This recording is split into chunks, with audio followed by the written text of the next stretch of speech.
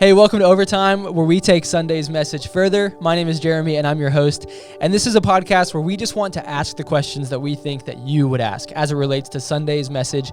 And as we do so, we hope that it helps you grow in your life and your faith. With that being said, be sure to hit that subscribe button so you can stay up to date on all of the podcasts that are coming out. Not only that, hit the like button, because when you do so, it helps us help other people. And if you ever have a question about Sunday's content or about Overtime, you can submit those to overtime@npaustin.com, and we will be sure to get to those in future podcasts. So with that being said, here's a quick recap of Sunday, and then we're going to jump into our conversation today. I want to hone in on joy today because I want you to get your joy back. God actually wants this for you as well. Jesus says this to his disciples: I have told you this so that my joy may be in you and that your joy may be complete. Well, what does complete joy mean? Consider it complete joy when you face trials of many kinds, because you know that the testing of your faith produces perseverance. Whatever happens, my dear brothers and sisters, rejoice in the Lord. That if we are to choose joy, we are first and foremost to give thanks. Paul wraps up what it looks like to choose joy back in Philippians. Think about things that are excellent and worthy of praise. Focus on all that is good. I believe that when you begin to choose joy and you find yourself sitting on the other side of the source of joy in your life, you're going to discover that God wants you to ultimately find your joy in Him.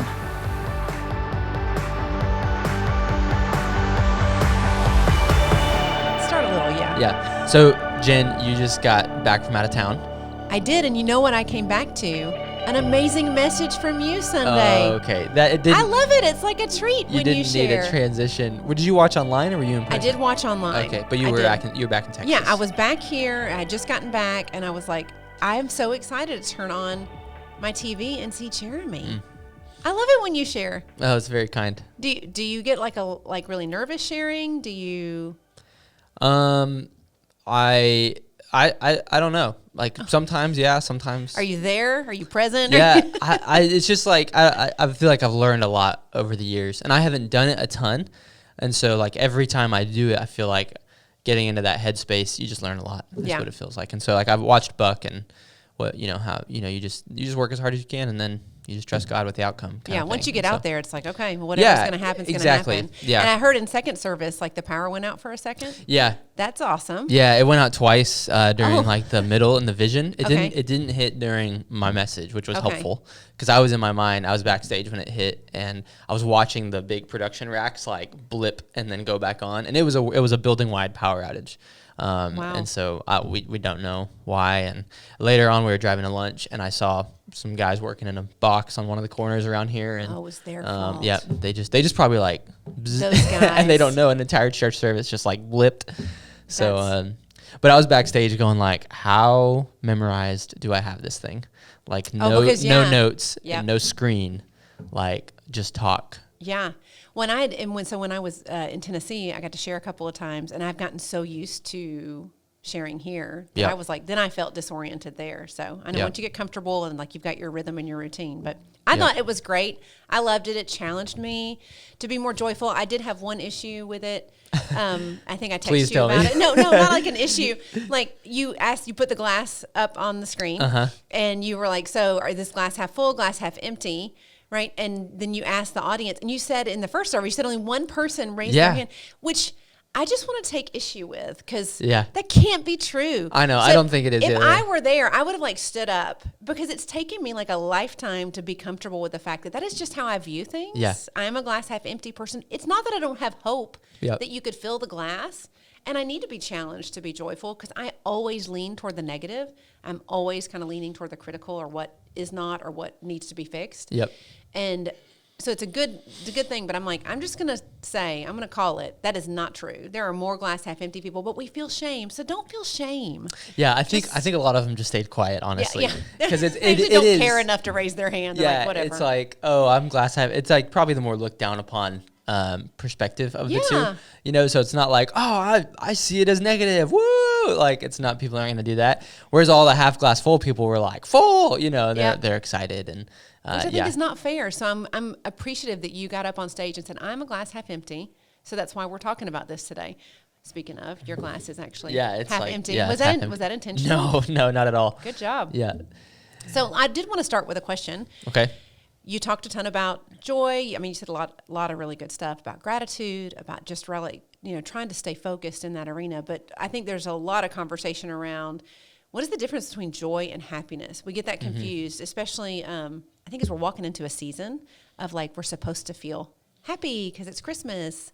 So how do you distinguish those two? Yeah. What do you, what kind of thoughts do you have around that? Yeah, I don't think there's like an easy way to answer the question because it all depends on how you define those two things. But I think on one hand, I think in a lot of ways, like joy is what we choose and happiness is maybe what happens to us as a result of what we choose. Like happiness comes as a result of like the discipline and the decision to choose joy. And so happiness might be something we feel and experience because we chose joy. In a moment maybe that didn't have happiness and we chose to see it a specific way. And then because of that later on, we experienced happiness. And so I think, and then there's also just the idea that like there's happiness in the world and there's happiness in God's eyes. And like the things, like the happiness of the world, think more like Western dream, American dream. Like it's like, here's all the things that are going to make me happy. Ashley and I were listening to a comedian last night and he just went on and on and on about Americans. Like I'm going to buy this so that I can experience this thing, but I'm going to be in debt, so I'm going to go work harder, and I'm not going to be able to experience the thing, but I'm going to work hard enough so I can get in more debt and buy more things, and just like this is the happiness of the world. And I think that is not how, I think happiness is portrayed in Scripture. And so that's where like semantically, like how do you define happiness? Is it happiness in God's eyes? Is it happiness in the world's eyes? But I would say the easiest way would be like joy is something we choose, and happiness is something that maybe results because of the decision to choose joy. I love that distinction. One's more circumstantial. It's funny, I was at a basketball game last night, and I have an inside-out small group, some junior girls, and one of my junior girls is an exchange student from Germany. She's actually originally from Turkey, but she lives in Germany currently, and she was just talking about being at this basketball game, and it was Vista Ridge versus Rouse, so there was a lot of energy in the room. And she was talking about how happy everyone feels when they're at these games. She's gone to a football game too, and a Texas football game is like epic. And so, but she made a comment that struck me. They were cheering on the Vista Ridge side for a brief moment because Rouse ended up winning, but she said that's the American spirit. Like, and I actually was like, so is it like because they're cheering and they're happy, or is it because they're yelling insults across the which gym? Which one is the American spirit? But she was just saying, I said, do you in Germany, are you not like, do you do this? Like what's happening? And she's like, we have sports, we have sporting events, but it's not this kind of energy. And I just think if we've grown up in this system, like it's easy for us to just like let synergy and waves and stuff carry us rather than to seek joy intentionally, which you talked about a ton, which is like really looking for it and practicing it. And you used a Brennan Manning quote. As always. Not as always. I was going to make a joke. I think every single time. I mean, no, you put other people in there. I'm trying to think. Jesus. People in there, but Brendan he quotes Jesus. Yeah, I have Carrie Newhoff. I have Sean Aker. He wrote The Happiness Advantage. And what's the stumbling on the stumbling? No, the Ruthless Elimination of Hurry. You quote him a lot. Oh, John Mark Comer. Yep. So anyway, but the Brennan Manning quote talked about like seeking gratitude and thankfulness as a forefront. I'm gonna butcher the exact quote, but like that's a trademark of really following Christ and really being a mature disciple, right? So can we kind of unpack like what you would think? Yeah. Like if I'm like, okay, I want to grow up a little more. I want to be a little more mature in the way that I approach life. What would be, you gave some practical things on Sunday, but what would be some more things? Like you talked about a gratitude journal, but like, let's go beyond that. Give me more stuff. Yeah. Repeat the question again and all that. What was the question? Tell me more practical things. If I'm going to actually say, if the Manning quotes point was, hey, being a mature believer has gratitude in it, right? Right. So tell me what that actually looks like practically day to day. Right. Okay. Yeah. I think, in a lot of ways, it is what we talked about. We didn't have time in Philippians 4 with Paul. There was more to like the how we choose joy formula that he gives us, which some of that actually I did pull from John Mark Comer. He has a message Another on quote. Yeah, he has a whole little sermon chunk series on celebrating. And I just really liked the way he broke down Philippians 4, and he said there's 3 components to it, and we only covered the last 2 because I just didn't have time to hit on the first one. But the first one was surrendering to God. And this is where Paul says, do not be anxious about anything, but in everything through prayer and thanksgiving, submit your request to God. Like there's the thanksgiving part of that is the second point I made about giving thanks. But the first part of that is don't be anxious about everything, but in prayer and thanksgiving, submit it all to God. That's like, I'm recognizing I'm not in control through that. I'm recognizing here's all the worries of the world, here's all the anxiety things, but I'm going to surrender that to God. And that is really, I think, a bedrock, a foundation of experiencing true gratitude. Because when you're being grateful for something, you're recognizing or receiving something you didn't have before. So to receive something you didn't have before, you have to recognize you don't already have that, in a lot of ways. And so that's why, like, God, I'm just recognizing I don't have it all. God, I'm recognizing you're in control and I'm not. God, here's all the worries of the world. I'm just going to open my hands up and give these to you. And then, Lord, I'm going to be thankful for what's in front of me as well. And so it's kind of that delineation of how you go about it. And then, the final one is fix your thoughts on all that is good. And focus on all that is good. And that's that last part of Philippians 4 of fixing your thoughts on all that is good and honorable and right and true and all that stuff. I think those are really the formula for how to choose joy. And I think if you implement those, like, you're going to experience choosing joy. I think there's other things we can hone in on. A big one is just community. And we talk about community a lot on this podcast because we get in this podcast and we're like, well, let's break this down further. How can we communicate, or how can we experience X, Y, Z in our life? And it's some sermon series topic, and it always ends up boiling down to like trusting God and getting community, And this one, the same is true when you look at in Philippians 3, says, therefore, my brothers and sisters, rejoice in the Lord always. I mentioned that word rejoice is like to verb joy, but it's also to actually celebrate. And so when you look at the life of Jesus, you see him celebrating all the time with other people and being at weddings and what he does is he eats with people and he drinks with people. And there's this, like, we probably wouldn't consider it a spiritual practice to like get together with our friends and eat and drink and have a good time. But he's saying do that. Paul's saying rejoice, like be in community, eat and drink and enjoy. And now granted, you can take that way too far on the worldly side of things. Like a worldly eating and drinking is like, I'm gonna go and I'm gonna fill my it's a numbing out. It's I'm gonna fill, even there's like a gluttony component. I'm gonna eat it, but the Jesus version of eating and drinking and celebrating with friends is I'm gonna leave feeling refreshed and I laughed and we might have a glass of wine, but we're not going to take that too far. And like you wake up the next morning and you're like, man, that was life-giving to my soul. Like I needed that. And that's in a lot of ways, I think, a way we can rejoice. And so for some people, I think just texting their best friend and saying, hey, let's go grab a beer or, could be the very way in which they choose joy in their life. And I'd also just say on all of that too, like if we don't have community, we're probably not laughing as much. Like we don't laugh very much alone. That's why I always say, like, I love John Acuff's books because he's the only writer I can read and I laugh out loud reading by myself. Yeah. It takes a lot to do that for us, but when we're with people, laughter is contagious. Like, and that's where that belly aching, crying, laughing thing happens. It's with people. So if you want to choose joy, you want to laugh more often, you got to be around other people. It's funny because we're in the Christmas season or walking toward it, right? And that tends to be a joyful season. We tend to feel a little more energy. We're a little brighter, even though it can be stressful and busy and stuff, right?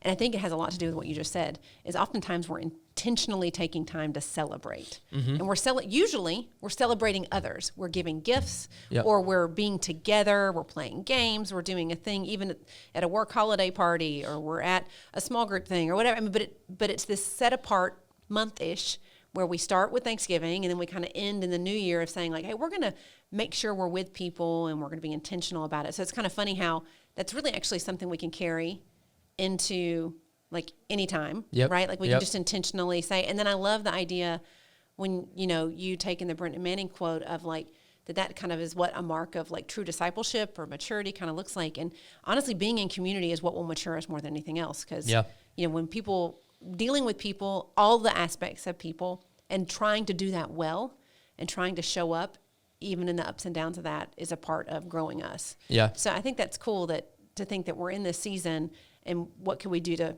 this is going to be so cheesy. I can't believe I'm about to say this, but like bring that spirit, that kind of, that Christmas season. As you're wearing the sweater. Well, because I'm going to a Christmas lunch. Yeah. So I'm thinking like, how can we kind of carry that on? But I'm also thinking of something that I loved that you did several times throughout your message. You talked about, you kind of gave a grace period for people who are kind of in a serious struggle. Mm-hmm. And we can't categorize struggle. I think that's kind of a dangerous road, but there is a reality that some seasons are harder than others. Mm-hmm. And when I think about, if part of, us growing in gratitude is being in relationship and being in community, if we've lost a relationship, if we have an empty seat at the table, right? Mm-hmm. What would you do? What would you say to someone? Because you did kind of say it in your message, but could you kind of expand upon this idea that, hey, I think you several times said 365 days, it may be a little like a longer rough season. So what would you say to someone that's like, okay, I get it, joy, I get it,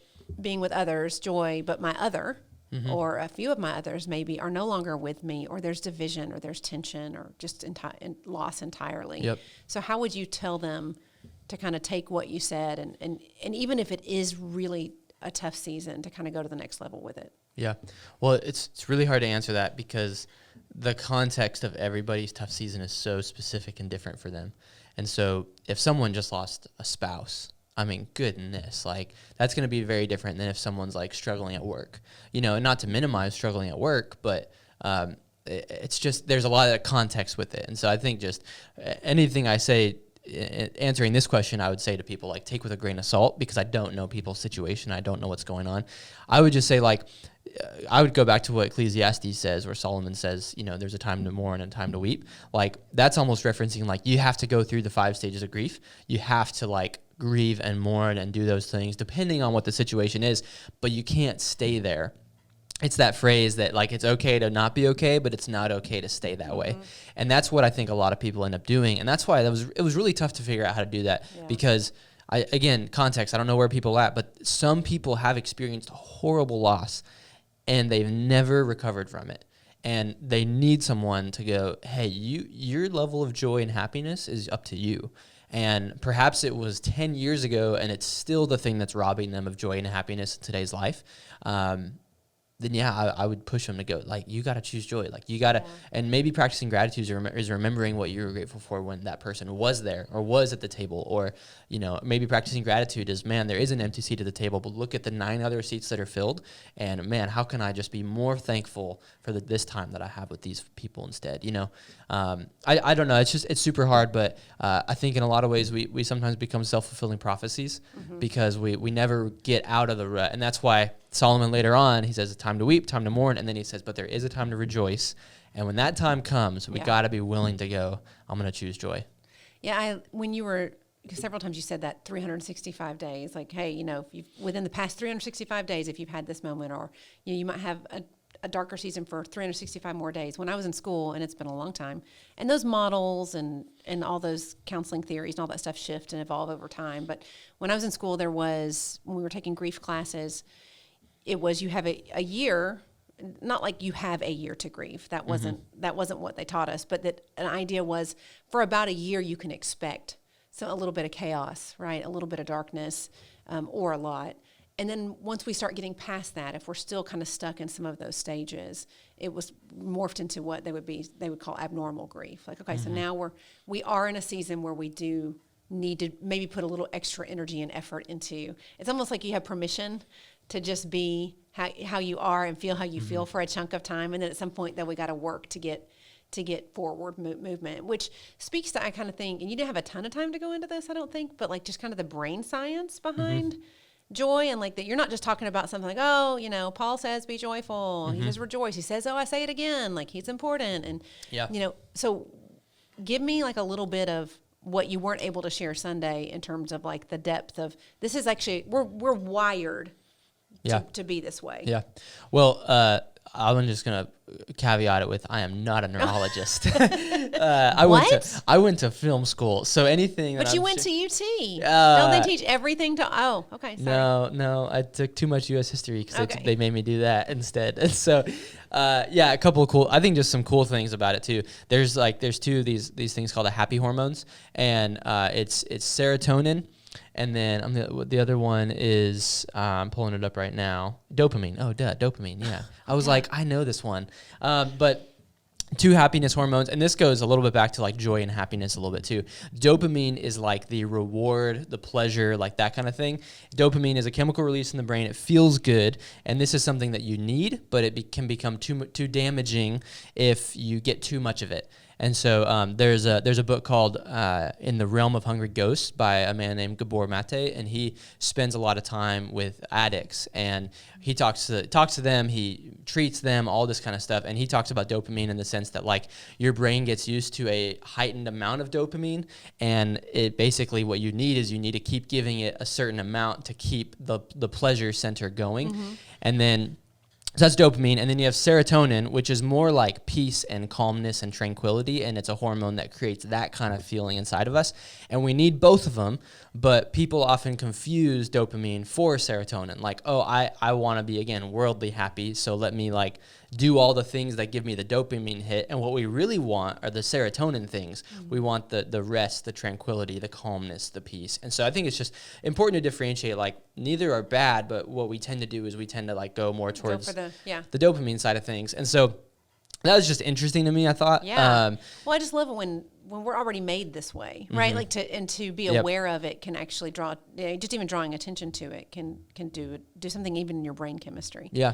So now if someone's going to listen to this, and they're going to listen to it anytime they're going to listen to it, but they got another 24 hours before they listen to the next podcast because they're listening to all of them all the time. Sure. What would be something you would say, hey, because we talk a little bit about attentiveness, right? Like being attentive to your brain science, being attentive to what season you are in, glass half empty, glass half full. Like what would be some things you would say, hey, in the next 24 hours, look for this. Pay attention to this. See if you can see this or find this. What would be some examples of those things? Like just like kind of popcorn thoughts on like. Yeah, I don't know. I would say in a way I would just encourage someone like to take 24 hours and I don't know, I would say don't do it on your phone because I just think people get distracted on their phones. Go buy one of those mini journals and just put it in your pocket and then just write down every single thing that is like given to you on a day. You know, to wake up and go, God, thank you for breath. Thank you for oxygen molecules that are like, circulating in and out of my body. And then you sit down in your car. God, thank you for this car I get to drive. God, thanks for the room in my house that I park my car called the garage. That's amazing, God. Wow. And you just begin to write down like every single thing. I think that'll train you to get a little bit more attentive. Yeah.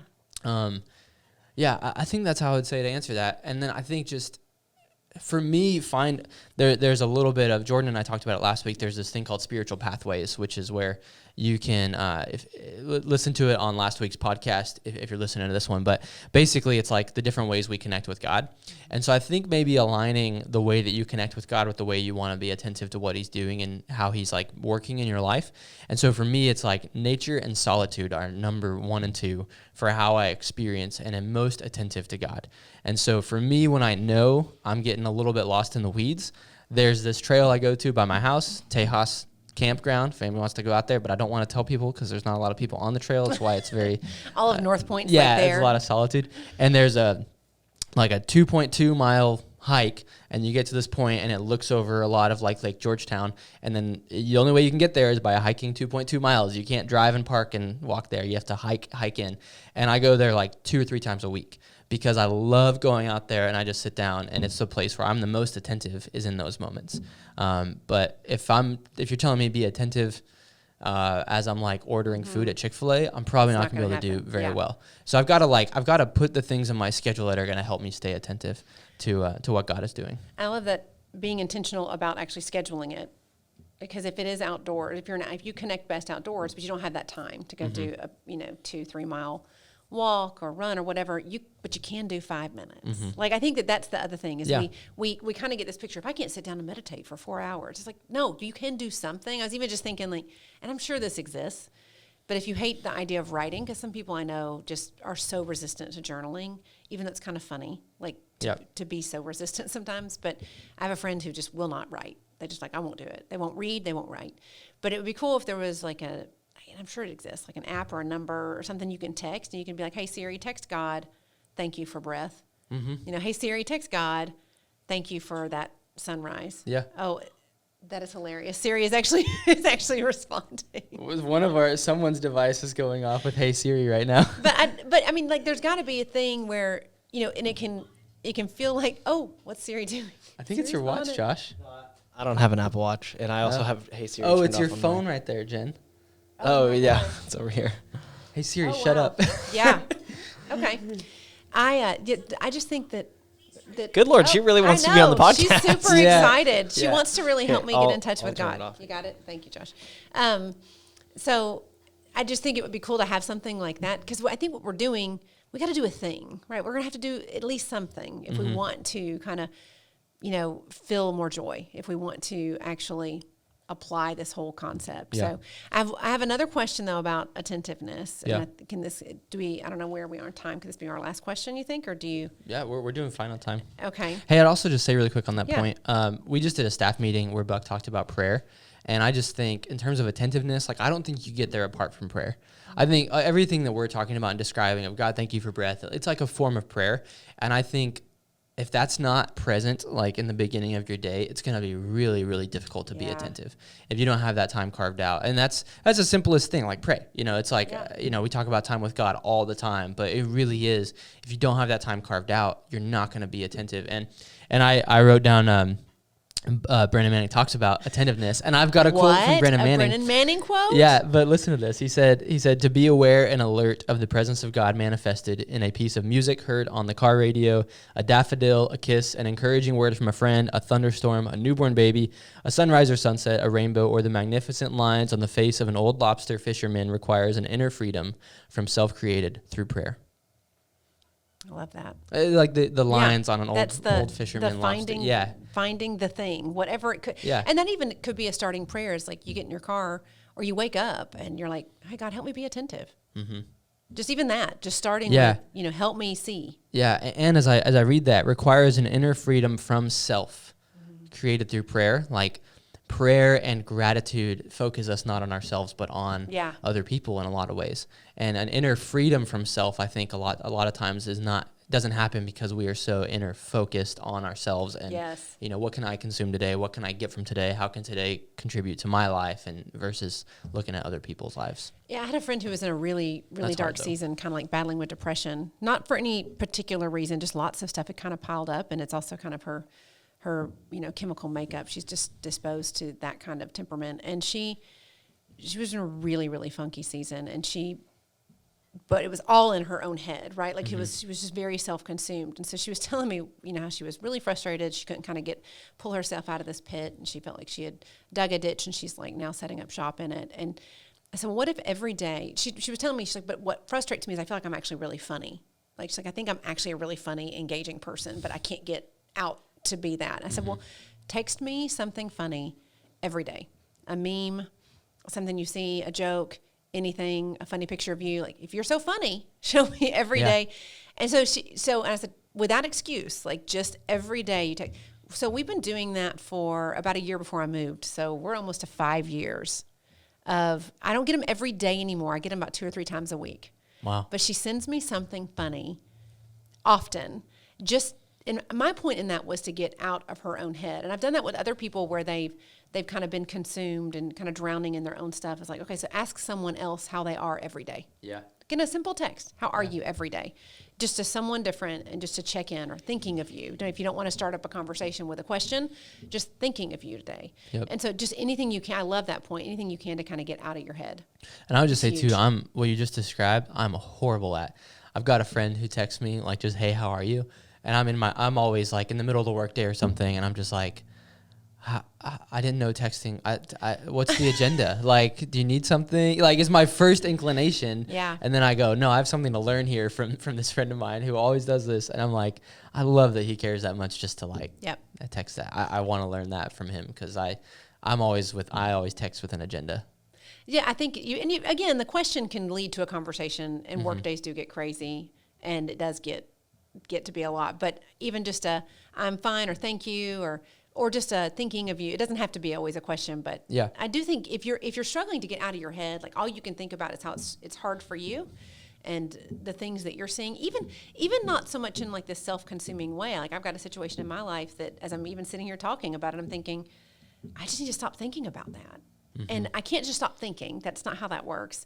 So I have to replace it with something. And if I can think outside myself, then that is probably a good use of that energy. Yep. And I think over time, then that other thought will kind of like calm down a little bit. Yep. You know? Yeah, for sure. But I want to end with this. It's kind of a joke, but not really. Okay. You're like, I have no clue what's about to happen. Talking about being attentive. In my community group, I'm in a new community group this semester. So there was a question in a group text about Buck's hand motion. And then it morphed into a conversation about everybody's hand motion and or key phrases. And so then it was, well, what's Jen's key phrases and Jen's hand motions? And I have 2 key phrases, I think, and 2 physical motions. I think I know one of the key phrases. Don't say it because I have a bet. Like there's a wager. Okay. I'm going to buy dinner for the first couple that can tell me my 2 key phrases and my 2 physical motions. Yeah. Without cheating. Okay. But I was going to ask, do you have some? Because for sure. So I don't think of them. I honestly wouldn't have noticed the Buck thing. So, I mean, I don't know why I don't notice those things, but like, what would yours be if you're stepping outside yourself and being, Well, I'm curious to know, because Josh is always video cutting back there, so I'm sure he knows. But I don't. I'm the same way, Jen. Like I get so used to it, and also I'm not like looking at you necessarily when I'm doing that. I'm like more thinking about other stuff. So that's why like almost it when I'm video switching I'm like glad that I hear the message 3 times because you're not really hearing it. Because I'm not really hearing it once, Yeah. So I would want to watch myself and like really find the ones that I'm not aware of, but I know a few that I'm already aware of that I try to avoid, but I don't know if I do very well with. And one of them is when I did this a lot when we used to have the teaching TV and not the LED wall. But I point at every word as I I go like, and then that. Paul said, and he went, I pointed every single word, and they were like, hey, we can read it. Like, you don't need to point out where you're at. Like, we can just hear you talk through Actually, it. now that I'm thinking about it, one of the things you do is you do the Ricky Bobby thing. Your hands start to raise up, and your hands get higher. Like, there's like a while where like your hands just start to get higher and higher and higher. I've never noticed that. And your like shoulders shrug up a little bit too. Oh wow, there you go. We're all gonna just talk like statues. But the key words I can tell you really quick. It's in other words and essentially. Those are my 2. No, there's another one. You use the word that, or is it that or? Speaking of this. Oh, I have heard speaking of this. You say speaking of this instead of speaking of that, and it's like not a big deal, but because I know you so well, it bothers me so much. I've never known. Okay, so just in case, this will be kind of like a reward for like people watching and tuning in. Like if you're in my community group or you're in my cohort of like our couples, then what is give them one of my words, because I'm curious as to. I think I know what to. What's hard is I know one of them, but they pop up in a lot of our conversations, and then I have noticed them on stage. I don't know, but the one what I would say would be press in. Okay, I thought that's what you were going to say. We're going to press into this. Like, okay, we're going to press into that idea. Paul presses into this idea. That's one of mine. Yeah, that's one. So it's a freebie. Yeah. So. Yeah, but you're not going to share the other one? No, because I got to guess it to win the dinner. Oh, I do have another. Sorry, yeah. Unpack is one of mine for sure. Oh, I think I've adopted that from you, by the way. Yeah. Because I have noticed that in conversation. I'm always like, well, let's unpack that. Or as we unpack that thought, or it's like, what are we unpacking? Like some backpack of ideas. Well, and then it's morphed into unfold, like how God's going to unfold that, and God's, anyway. Another one too, Jeremy, and I think this is more Jordan than you, but you do it sometimes, or at least you used to. Is the like right foot, back foot, like rocking back and forth with your right foot forward? Oh, 100%. Yeah. One of my motions is a foot motion. Okay, there you go. There's another hint. I'm trying to think. trying to think. It's newer too. I was like, why am I doing? Well, this? I just haven't seen you teach a ton. I feel like. I noticed it more and more recently. Yeah. Especially since Buck pointed out his thing he's working on. I was like, well, I guess I got to work on mine too now. So, but I thought, speaking of being attentive, do you have a thing? But cool. Well, I loved being reminded, because I am literally glass half empty, which, by the way, your glass is almost all the way it's empty. almost empty completely. But not because I don't think that joy is a way for me to stay focused on hope. Yeah. And stay centered and just be intentional about finding joy. Like even just thinking about, okay, I'm about to go to a lunch. Okay, so like what can it look like for me to be present and, and not just, hey, this is one more thing I have to do. It just becomes, okay, so God, where are you going to be in this moment? Yep. What do you have for me? What do you want me to see? Yeah. And I would just, one last thing maybe to end on is like, we talk about God being joyful or God being happy. One of the things I didn't have time to get to, and this is in that book, The Other Half of Church, where they study joy and people's brain and how it all works. And one of the things about our brain that's really cool is our brain lights up with joy. I don't know how they've measured this. Yeah. When our brains are able to tell that we're with somebody who is happy to be with us. So when we see on someone else's face that they are happy to be with us, it creates joy in our life. That's why community, again, so important. Yeah. What's super cool, and this is why I believe God is the source of joy, when you go to Psalm 16:11, it says, "You make known to me the path of life. You fill me with the joy in your presence, with eternal pleasures at your right hand." When you translate in God's presence in that original Hebrew, it actually means you fill me with the joy on your face. By seeing that you are happy to be with me. Yeah. So when you go meet cool. with God and when you participate with him in life, God's face lights up in a way that he is happy to be with you, and it creates a joy in our life. And I think that's what I really want for everybody. And I do think I think if we could just sit with that for a second, because I don't know that I think a lot of people know that, and a lot of people don't Experience it or feel it. Or accept it. Yeah. Like, because we just think God's got bigger things to deal with, or, God's kind of distant for whatever reason. Or I got to figure this out before I can bring that to God. Yeah, I have to have some, but like that he just delights in you the same way, like whenever you show a picture of Grayson, I'm like, oh my God, like cutest baby on the planet. But I'm like, he just delights when you walk in the room, and so God is doing the exact same thing. Yep. And it's hard. I think we know that, but like really, I think next time we're kind of in a rough space, to just sit for just a second and just imagine that God's even in those tears maybe, or anger or frustration, or even in regret, God's just still delighted. And I think that's a really good thing. And I think it's cool to think, again, we're wired for that to make a difference. Yeah. So very cool. Well, thank you for sharing Sunday. Yep. And for letting me be the person to ask you questions this time. It was fun. Yeah. All right. Awesome. We're done, right? Josh, we're done? Sure. That was the best ending. We're done, right?